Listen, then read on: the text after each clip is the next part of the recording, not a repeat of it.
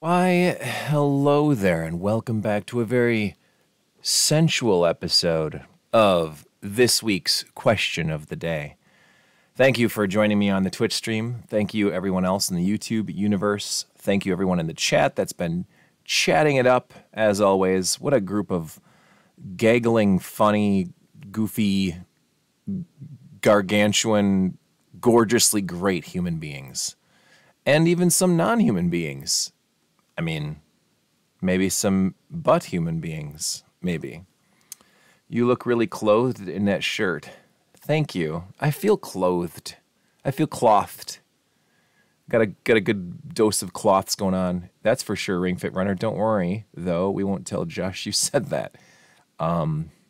Thanks, Ring Fit Runner, for putting it in this here chat. So, everybody out there is probably wondering, man, what's the question of the day this week? Well, this is the 8th annual, if a week is an annual, if that's any kind of celebration. Maybe it's just the 8th celebration, the 8th episode,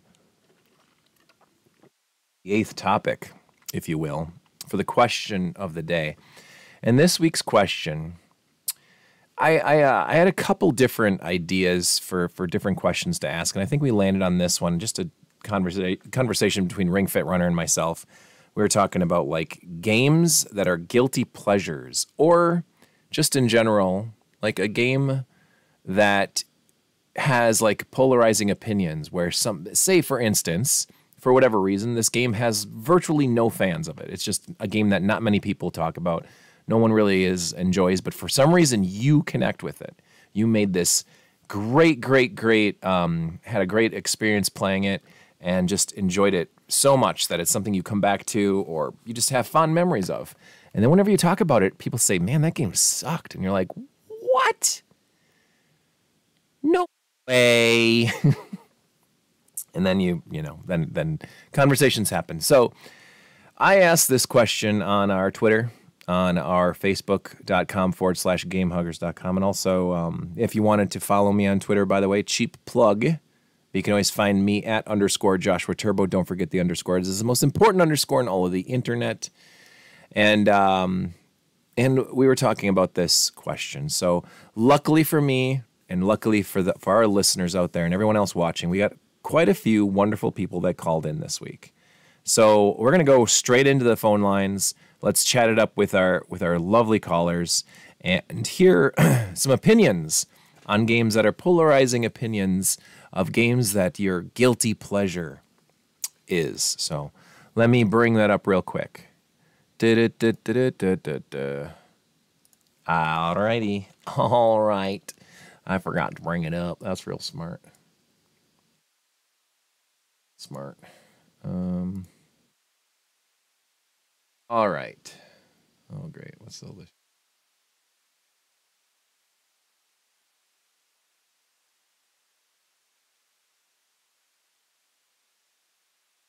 All right. So we'll go right to the phone lines. Let me make sure that you guys can hear them well enough. First, there's actually a few people that are calling in for the very first time this week.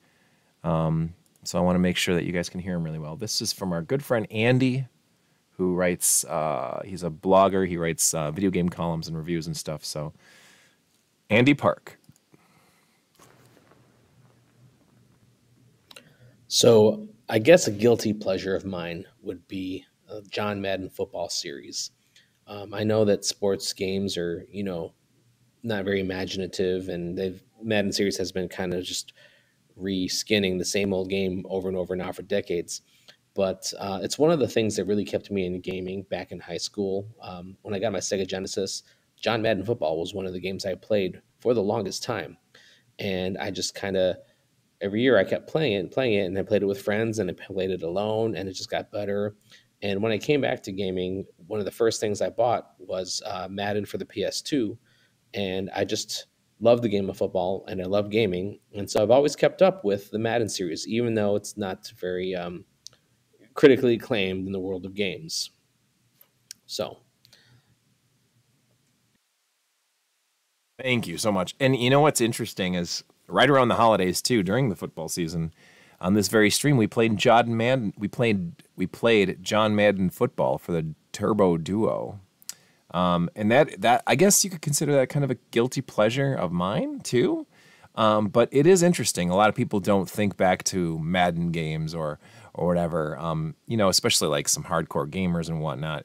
But I think Madden's a perfect example, and I think Madden's a perfectly fun series and a series of games to go back to, whichever ones that you enjoyed the most. I guess for me, I remember the 16-bit years. Madden 93, Madden 94. I thought Madden 94 was awesome. A lot of people look at 94 that year and always point out NHL 94, which is also excellent. Loved NHL 94.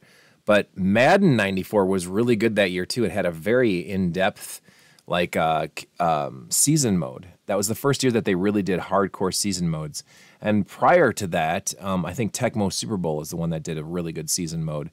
I love sports games that had in-depth season modes with like trading players, signing free agents, injuries and statistics. And man, I'm such a freaking data and statistics nerd. I think that's honestly where I got that itch from, was from playing sports games and playing through seasons like that. Because I remember even if my team wasn't doing very well, it was like I would go for the rushing record for rushing yards and breaking NFL records and like receiving yards. And if my quarterback was doing well, I'd always like see like, oh my God, somebody else, Dan Marino, threw for 4,500 yards this year. I'm at 4,100. If I can throw 400 yards in this one game, I'll break that record, whatever. And so I always love that too. So John Madden's totally cool with me. I think personally, when I think of like really good sports games, I don't necessarily go for Madden. I go for like NFL 2K.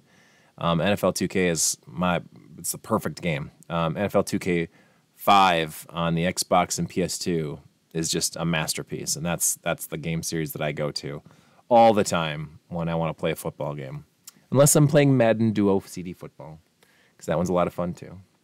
All right, let's go to our next caller. Mega Bomberman, a game I both loathed and avoided for years. Then I realized, how could I hate a game I never played? Is this a robot? I recently acquired a loose copy and I gotta tell you, it's grown on me. Why did I hate it? Well, it was purported to be a sucky port of Bomberman 94, possibly my favorite in the franchise. Also, I only really cared for about 12% of the Mega Drive Genesis library. Some, not all of the shooters making up that small sliver. But being a Bomberman fanatic, I had to give it some more attention.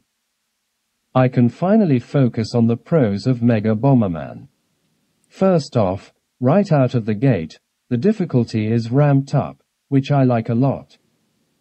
The level layouts are different slightly, and spotting said differences holds my interest just enough. It's like an alternate universe version of Bomberman 94. Like watching all the Spinal Tap movie outtakes that almost make up an entire body of work. Does that make sense? I love Bomberman quest modes.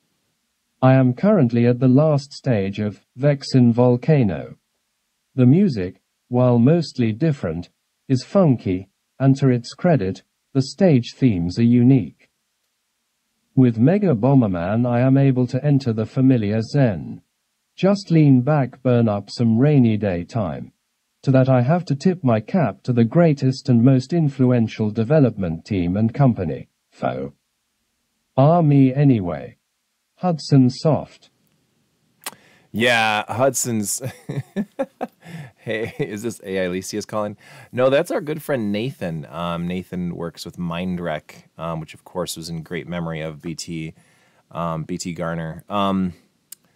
He did not call in, but he had an Autobot read his entry for him, which I'm sure he's very excited about. But yes, Mega Bomberman on the Genesis. I don't think I have that anymore. That was actually the one and, well, I was going to say one and only, but it definitely wasn't the only. But it was the first Bomberman entry onto a Sega platform. That was during a weird time in like 1994, 95, when the Turbo Duo was finally like shifting out of the U.S. market and done forever. Like they were like, we're not going to, NEC's not bringing any more consoles out in the U.S. And so then they shifted focus to like the PCFX, and then in Japan, primarily on the PC Engine and Saturn and PlayStation, stuff like that. Sega had worked out some agreements with NEC and Hudson to try to bring as many IPs over that were successful on the Turbo. So things like Dungeon Explorer 3, which was actually renamed to just Dungeon Explorer, released on the Sega CD. Lords of Thunder came out on the Sega CD, and then Mega Bomberman was released on the Genesis itself. And I think they were working on some other projects too. I don't know if they were ever going to bring over Bonk, but Bonk was on the Super Nintendo anyway at that point. So like a lot of those really popular IPs that were so synonymous with the Turbo universe, where, you know, when Turbo died out, they were kind of being shifted around and being brought out on other things. Snatcher, Konami Snatcher, that was huge on the PC Engine in Japan, was ported to the Sega CD in the US in very limited amount of in limited numbers. But like they got the Dungeon Explorer sequel, they got Lords of Thunder, they got Snatcher. Like there was a ton of Sega kind of influx of really great Sega stuff on the Sega CD and Genesis that were primarily before that focused on the TurboGrafx side of things. So it was a weird time, and like I didn't like seeing Bomberman 94 being localized and being localized on the Genesis. So when I first saw Mega Bomberman, I was like, ugh, and I scoffed at it, you know, whatever. I've got Bomberman 94. I enjoy Bomberman 94 just fine, but Mega Bomberman is just as good. It's basically a one-on-one port, like Nathan had mentioned, though. It's like slightly higher difficulty, which is fine. Bomberman 94 was kind of on the easier side anyway. I think it was easier than like Saturn Bomberman. Actually, maybe that's not true. Saturn Bomberman's a pretty lenient game, but in general, Mega Bomberman's awesome. I actually think it's better than most of the Super Nintendo Bomberman games that were released as well, just because Bomberman 94 is such great subject matter. It was a great source to port anyway. So, yeah, I like that one. That's a good choice, Mega Bomberman. It's a game that wasn't really a huge hit on the Genesis for whatever reason, and it was an excellent game. So, good choice there. Let's listen. Here comes our good friend Rob.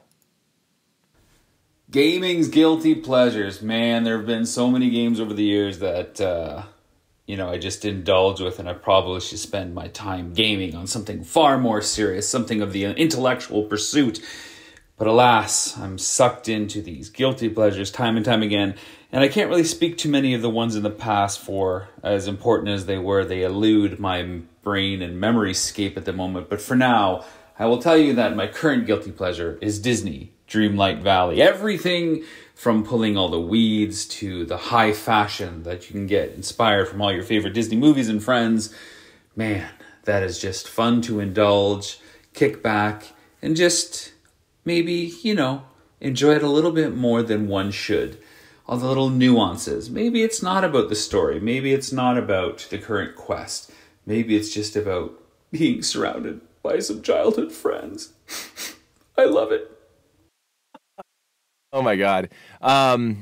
Dude, Rob is onto something there. This is actually the second time that Disney game has come up. I think that's on the Switch and the PlayStation and stuff. And a lot of people have made a comparison to like Animal Crossings or like, you know, Harvest Moon, those style games where it's like this beautiful in-depth world, but you're in Disney, like you're in a Disney world, making friends and all kinds of stuff.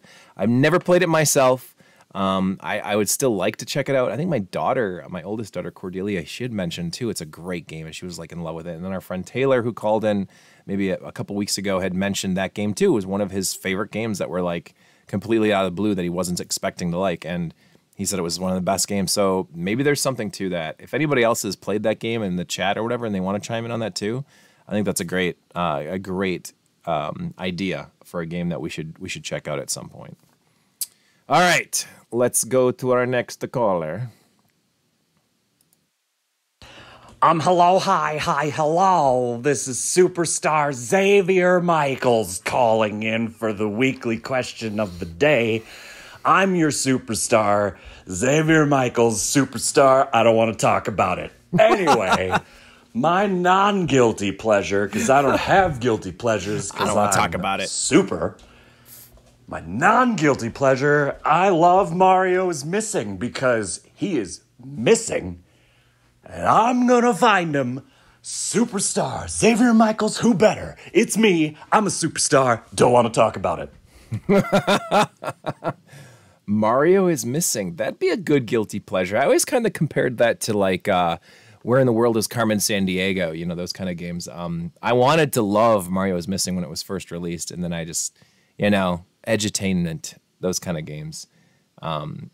It's fine. If I was in school and that was a computer game and we were, picking out games to play and it was like that one or Carmen Sandiego, I'd probably play Mario is Missing again. I might check that out. That wasn't actually Superstar Xavier Michaels. Hold on, let me see if this one's actually him. Good evening, this is your glam god Xavier Michaels, indie wrestling darling. About to give you my 3 cents, because your 2 cents don't matter, of what the guilty pleasure is, and I gotta say, so I am friends with this bum Joshua Turbo, who is about to gasp, because my guilty pleasure is Castlevania Symphony of the Night. Gasp! I love playing it, but one muscle-bound, ball-headed freak hates it. So there you go. I don't hate it. Alucard hating cabbage. Okay, so first off, I don't hate Symphony of the Night. Okay? I used to own it. I've never actually played through it all the way, so don't be pissed at me there. I just didn't think it was as unique and as exciting as everyone thought it was. I didn't think it was this A+ top 10 out of 10 game.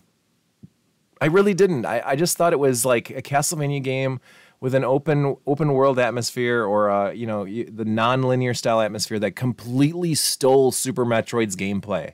Like everything, like the saving rooms and the way that you play the game and everything. It tried so hard. It was basically like, what's Super Metroid up to? Oh shit, let's just take that game and splice our characters onto it, and it's virtually the same shit. And like, I liked Symphony of the Night just fine. I think it's fine.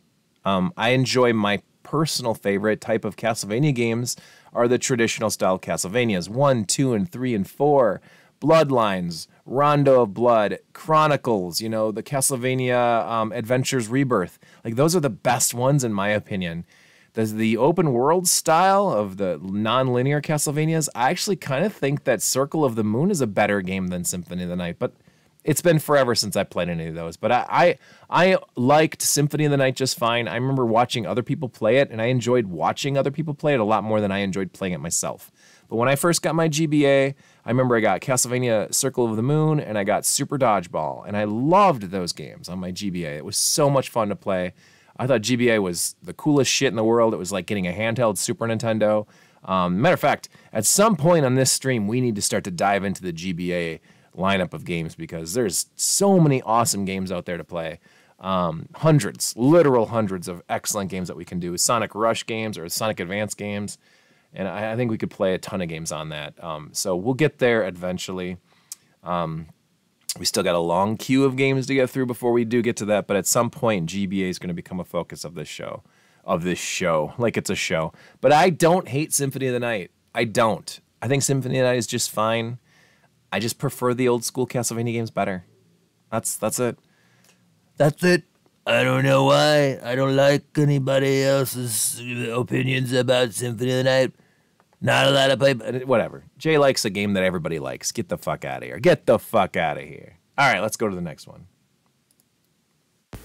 So I know this is supposed to be for video games. It can be any kind of games. Pleasure, but I can't think of a single guilty pleasure video game that I play.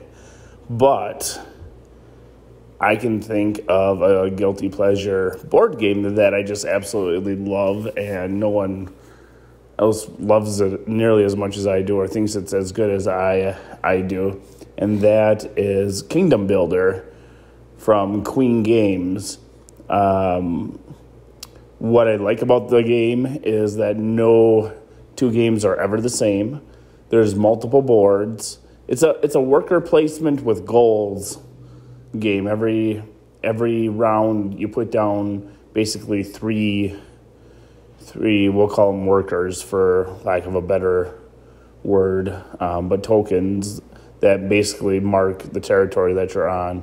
And there's different cards that lets you place more workers in certain areas, whether you're next to water or if you're on mountains or a couple of other things like that.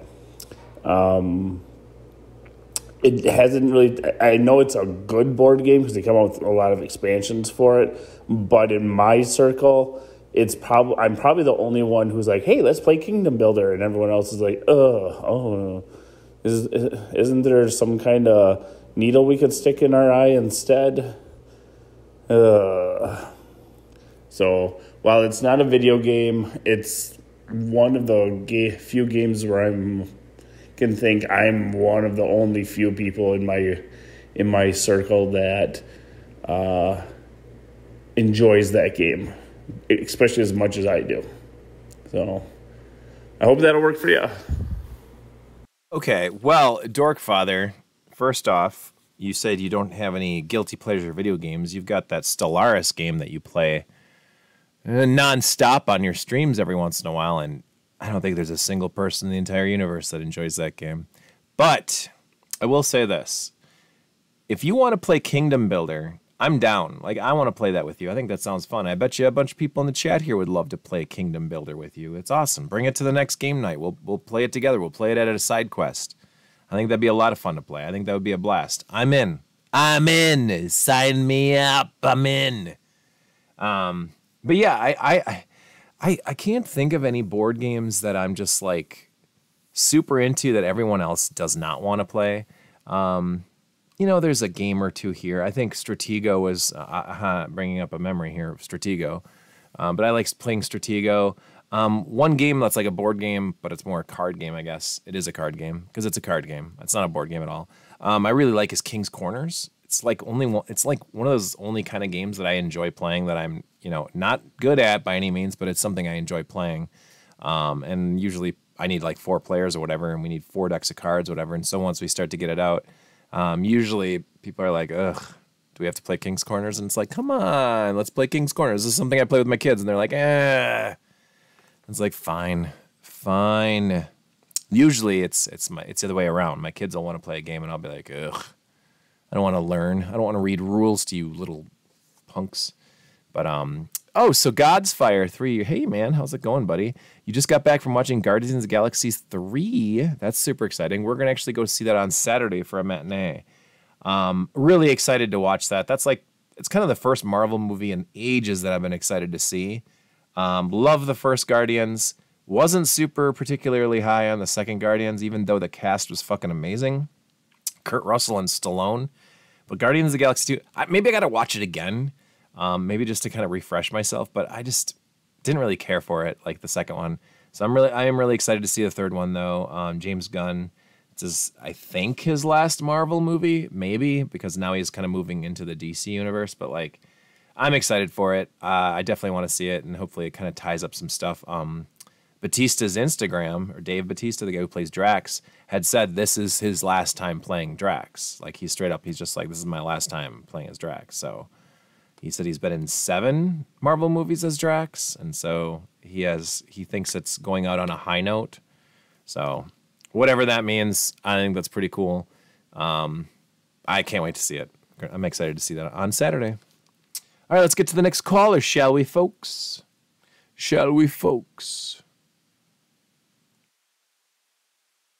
So, if I really had to pick a game, it's going to be, and this is going to seem so cliche, but it's going to be Beyond Shadowgate, because that is probably the only guilty pleasure I have as far as video games, because so many people in the community gave it shit. They just think it's a horrible game. I remember Nightwolf thinking it was a horrible game, and I don't remember what you thought about it or not, Josh, but I actually loved it, and I loved it because I loved the original Shadowgate so much that when I found that out on the Duo, I remember getting it from TZD. I got the pamphlet in the mail, and I got that and Might and Magic 3. And from the moment I popped it in and saw the way the colors were in the soundtrack, and I just fell in love with it, and I still play it to this day. There's multiple ways of ending. There's multiple ways of actually defeating the game. There's so many different ways to die, and they're actually kind of comical. I think my favorite one being the one where you're in the dang old castle, and that elephant slams open the door, and if you're in the way, it smushes you against the damn wall. Yes, it's fucking hilarious.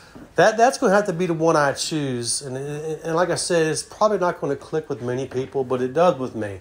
Everything on Nintendo, it's just been so outdone, you know, and the Super Nintendo and all of the regular stuff that we grew up with, but not many people had a TurboGrafx like I did, and the few and the few. As I grew up and started recollecting for the system and finding out how many people actually did not like certain games. So I'm going to have to go with Beyond Shadowgate, man. I'm sorry it took me so long to get back to you. I hope it's not too late. No, you're good. Got a lot going on in my life right now, and I just hadn't really thought about it. But that's the game that comes to mind, and that's the one I'm going to go with. It's my final decision. Bye-bye, buddy. Oh, that's awesome. Thank you so much for calling in, Bernie. Bernie's awesome. Bernie's a longtime friend from the old PC Engine forums. Still chat with him often on gaming and stuff, and big time Turbo head, just like myself. I think Ring Fit Runner's another guy who grew up with the Turbo. I want to show you guys something. Are we boinking? Sounds like classic trick by Star-Lord, but we won't spoil anything either. Oh my god.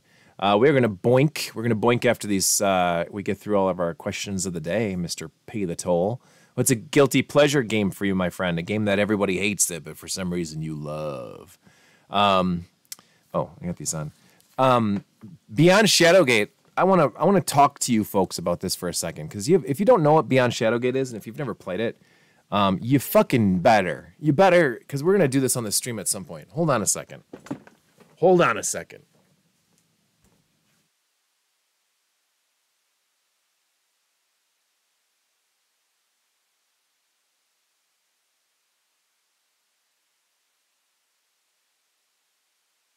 All right, so 100 years ago, right? It's in your mouth. Hold. 100 years ago, right? This game called Shadowgate comes out on the NES, and it's freaking brilliant. People love it. It's a classic point-and-click game, but it's like puzzles and adventure and stuff. And years later, now if you're talking just Nintendo world, right? We had Shadowgate on the NES, and then I think there was like a pseudo sequel called Deja Vu that was also on the NES, done by a lot of the same team, by Kimco Sika. But that's not considered part of the storyline sequels.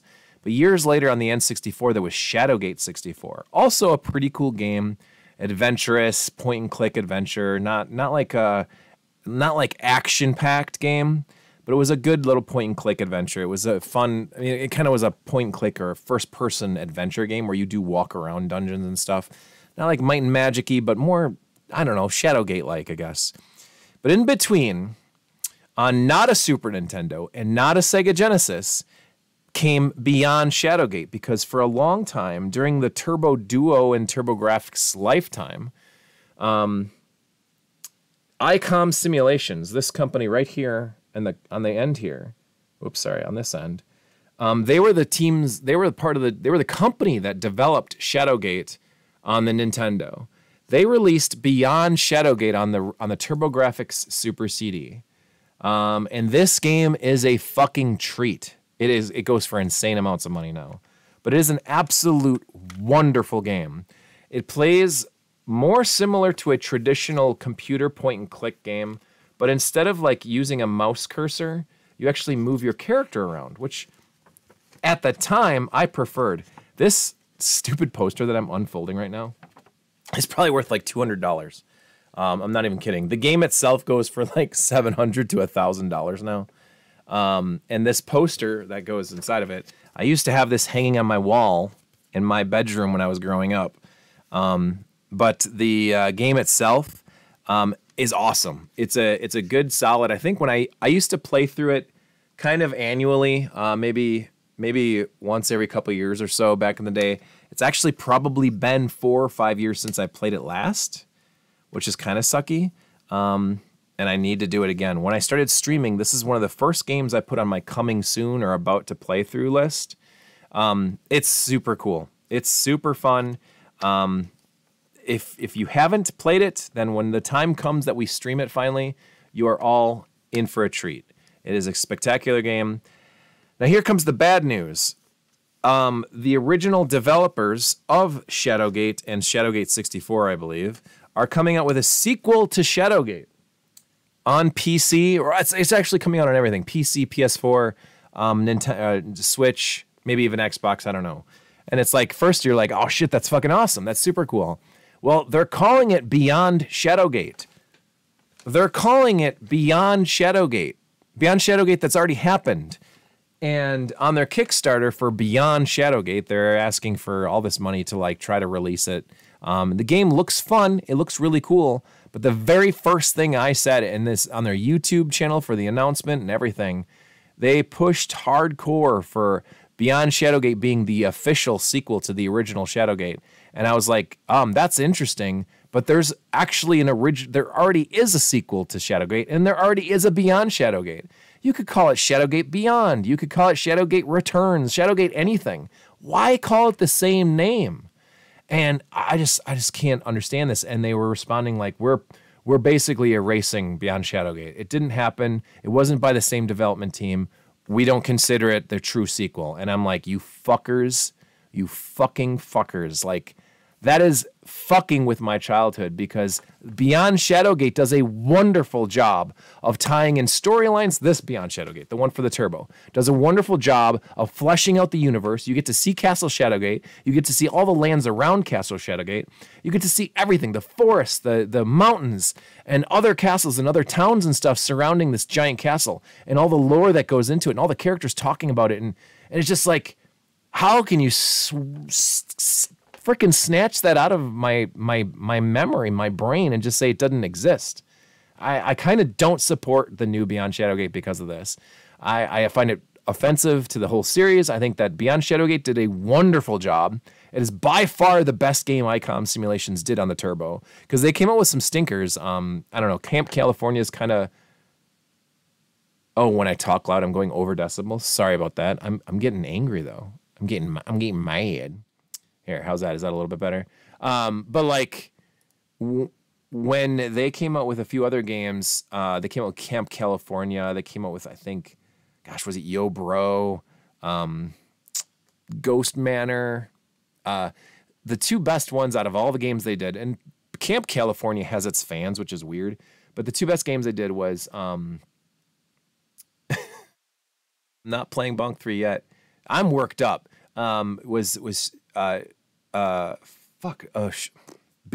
Shapeshifter and Beyond Shadowgate. Shapeshifter's pretty fun, but Beyond Shadowgate is excellent. Like, it is 100% excellent. I'm glad you're worked up, because I'm pissed. I'm honestly pretty freaking mad about them re-releasing the same game, a game with the same name, to try to like defer fans from understanding what the lineage of the series is. If anything, they should come out with a trilogy of the original Nintendo one, Beyond Shadowgate, and then the N64, Shadowgate 64, and then do a sequel to those three. Like, welcome them, embrace them all into this saga, this series that has been so well done. And Beyond Shadowgate is a fantastic, fantastic game in the series that it's my favorite one. It's my favorite one. I enjoyed it more than the NES Shadowgate. So when I get to that at some point in this streaming stuff, we'll enjoy it together.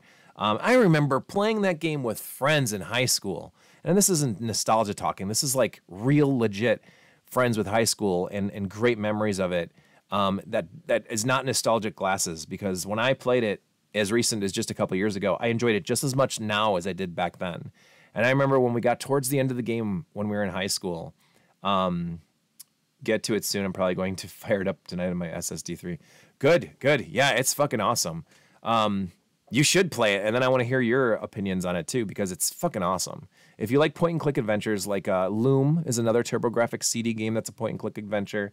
Secret of Monkey Island, those kind of games, Beyond Shadowgate's fucking awesome. But Beyond Shadowgate's got real dark undertones. Like, it's dark, it's vile. Like, everything kills you. Everything kills you in Beyond Shadowgate. You're gonna die over and over again, and you're going to love it, because you get to see all the different death animations, and you learn, and you be saving it in every room you walk into, just like in original Shadowgate.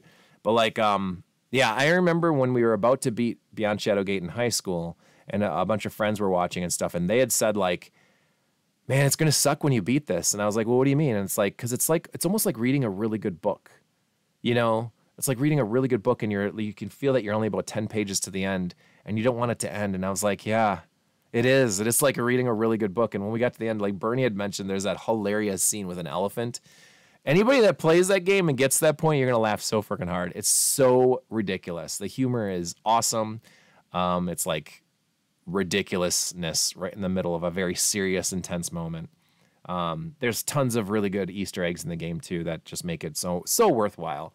But that's one of my favorite games, and it's like one of those things where I need a night with like 4 to 5 to 6 hours just to like really enjoy the game, because not only do I want to play through it and share the story with you guys, but I want to show you all the secrets and stuff and all the extra areas that I think are important to share the entire experience of Beyond Shadowgate. So sounds like I'm freaking going crazy, but for real, like it's so good. It is so good, but it needs 100% of my attention for several hours because it's that good.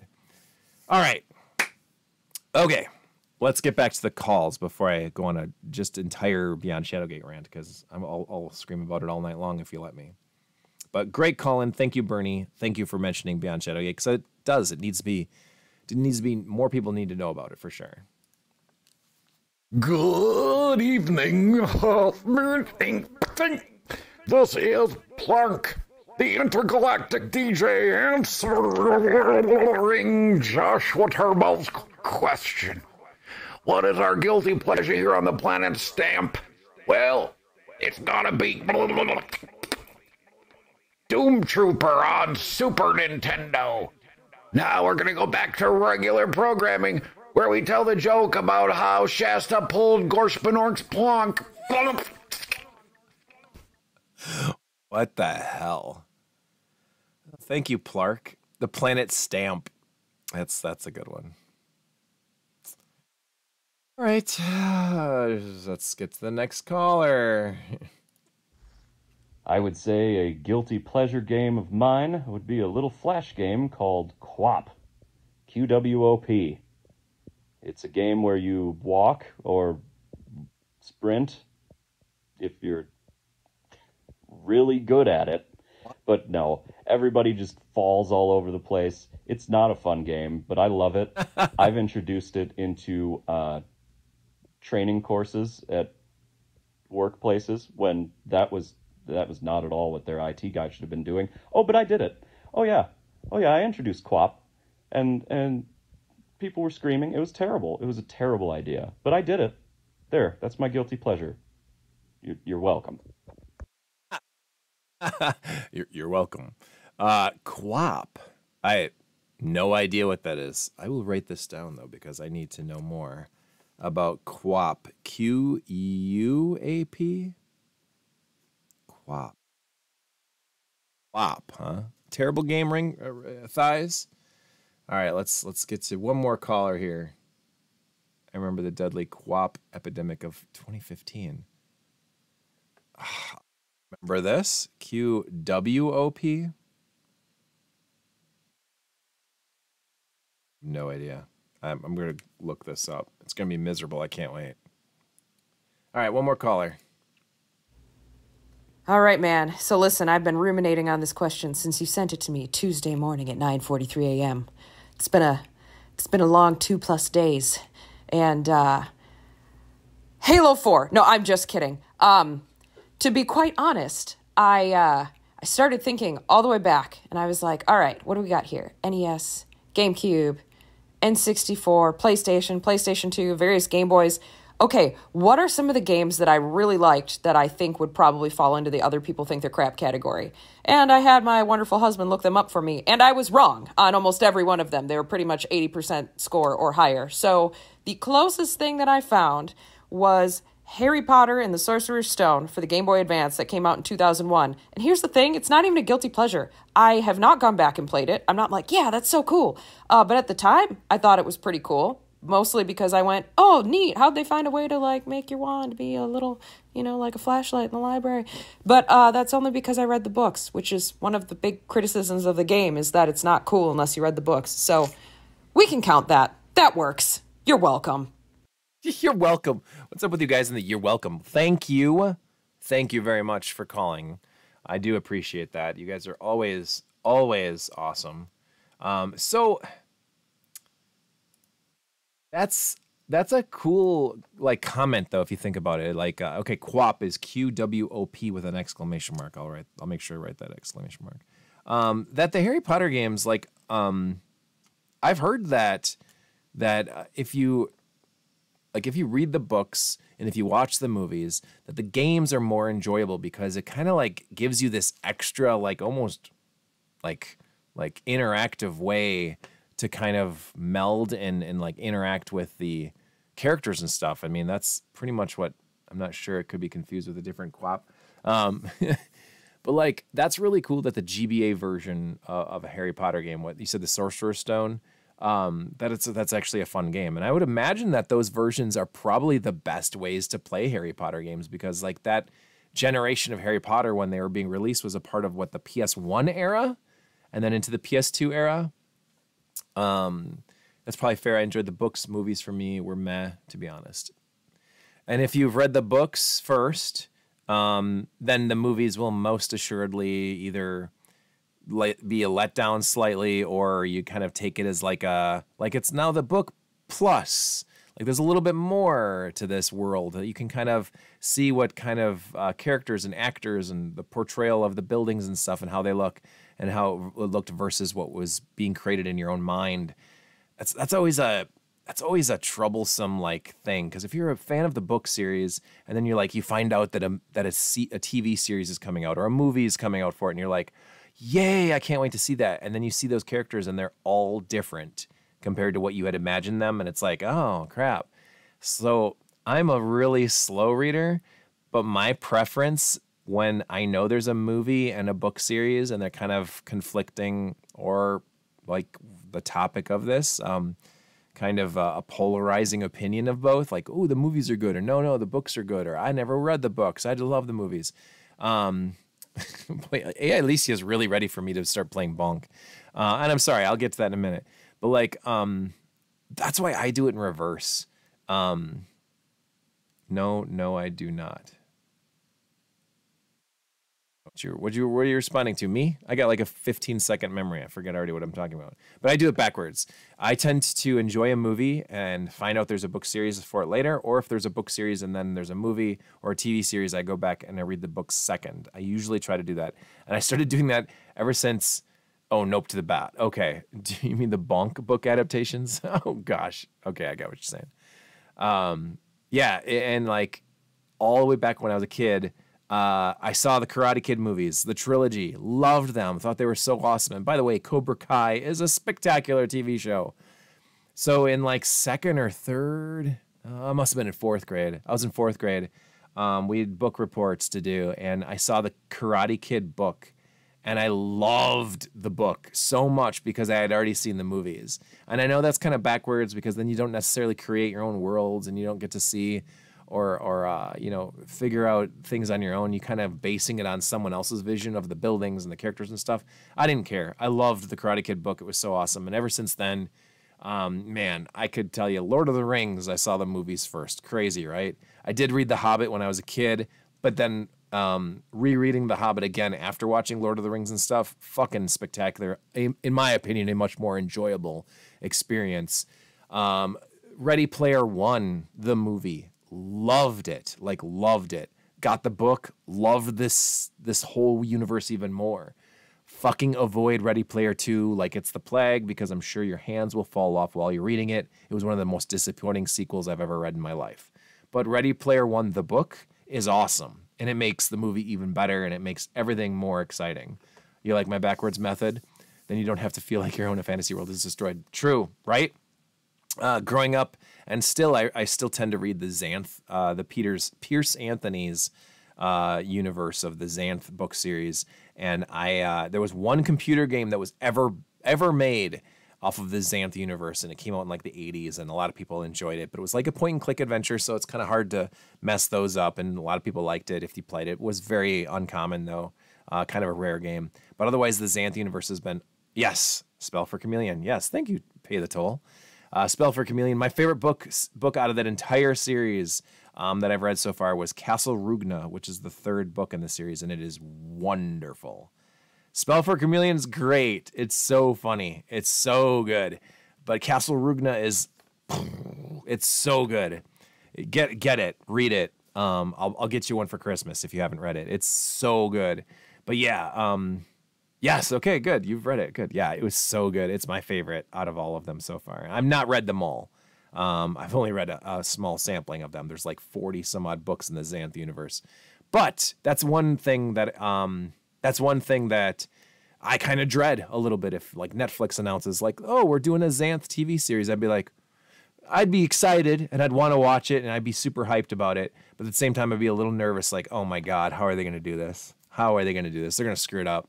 And it would get screwed up. It's a pretty fantastical, crazy Xanth. Yes, there you go. So we got some Xanth fans in the chat. All right, right on. Yeah, Pierce Anthony stuff. Some other books for Joshua's next stream. Oh, yeah, I'll read books on my stream. That'd be fun. Actually, it would probably be really fun. I used to read a lot of books to my kids. They don't really ask me to read stories for them anymore, which kind of sucks. Sad. Maybe I'll read Dune to them. Kidding.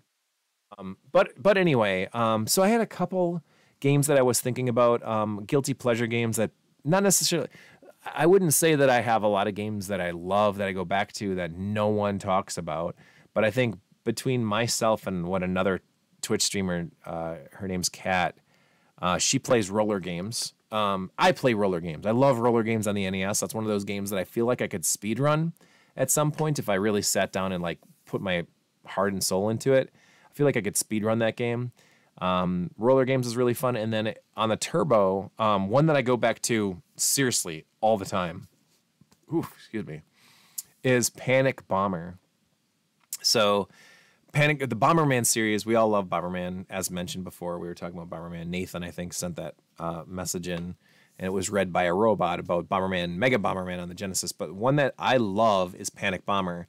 Panic Bomber came out on the Turbo, which is my favorite version. Then it had a Super Nintendo release, a Neo Geo release, and then a Virtual Boy release. What the fuck? Like, seriously. And every single one of them is fun. Like, they're great, great, great games. And they're basically the Tetris style of game. They take the Bomberman universe, put it into these little column areas where you drop the little Bomberman characters and you have to make little colors match. And it's a little Dr. Mario-y, it's a little Puyo Puyo-y, it's a little Tetris-y. And then then they throw in bombs where bombs come down and blow up, the Bomberman heads and stuff. It's really fun. Like, it is such a great game. It's called Panic Bomber. There was a Super Nintendo release, TurboGrafx Super CD release, Neo Geo, and Virtual Boy. And honest to God, the Virtual Boy one is so fun. I love it. It's great. It's just one of those games I wish I still had. I don't have a Virtual Boy anymore, but I know we have a couple members of our group, gamers, so we'll have it at EverCon. We'll probably even have it at LinkCon maybe. But like, yeah, Panic Bomber, such a fun game series. That's one of those. Ring Fit Runner, you have it for the Virtual Boy? Question mark. But I love Panic Bomber. That'd be one that I would consider a. Do you have a favorite book or character from the Xanth series? Oh wow, look at that. You have the system. Okay, yes, fuck yeah, that's awesome. I need to get one again. I really need to get another Virtual Boy. It's been too long since I've had one. No, you're good, buddy. You're good. And then I want to get like a flash cart for it, so I could just play all sorts of. I could play all the Virtual Boy games, including Street Fighter 2, which was recently released for it. Like, how the hell? But apparently it's amazing. But yeah. So favorite Xanth character, now that we're getting into real strange topics here on the question of the day. Next week's question of the day is going to be, what's your favorite Xanth character? I would actually have to say, is it Door? Oh man. To think of the characters. I think so. Bink and Chameleon are Bink's the main character from the first book. He's also the main character in the second book. But their son, Dor, I think it's D-O-R, Dor. By the way, I pronounce Xanth different in my head. Oh, really? Is it Xanth? I always think so. His name's Pierce Anthony. If you say it really quick, Pierce Anthony, that's Xanthony. Xanath in your head. Whoa. It's cool. That's the advantage of none of that being put onto TV shows yet. That's super cool. Xanath. Oh, wow. No, I've always said Xanth. That's super neat. But all right, I think Bink's son, Dor, who's the main character of Castle Rugno, is my favorite character. His character is awesome. He can talk to inanimate objects, basically. Anything, like a desk, a cell phone. Okay, you can talk on a cell phone, but a pencil, stuff like that. They all have consciousness, and they can all talk. And Dor can talk to anything. He'd be like, if he was coming into a room and saying like, hey, somebody was trifling through my paperwork here, he could say, hey, pencil, did you see anybody in here? And the pencil would be like, yes, it was your father. And he'd be like, thanks. Like that's a magical spell, dude. That's a superpower to have. He'd be able to talk to anything. So he was always talking to like desks and floorboards and like trees and like all this stuff. It's great. Such a fucking great book. But anyway, all right. Well, thank you guys so much for participating in this week's question of the day. As always, I want to thank every single one of the callers. I want to thank everybody in chat. It was a blast this week. I think it's such a fun new little nuance to the show, to the podcast. Well, this is going to be on the podcast. Check us out on podomatic.com/gamehuggers, I believe is where we're going to be. And then also on our Facebook page, facebook.com/gamehuggers. I post all those there. And then on YouTube as well, on the Game Huggers YouTube channel. These will all go there as a part of all of the other crap that I upload for gameplay stuff. So, all right, let's end this portion of the show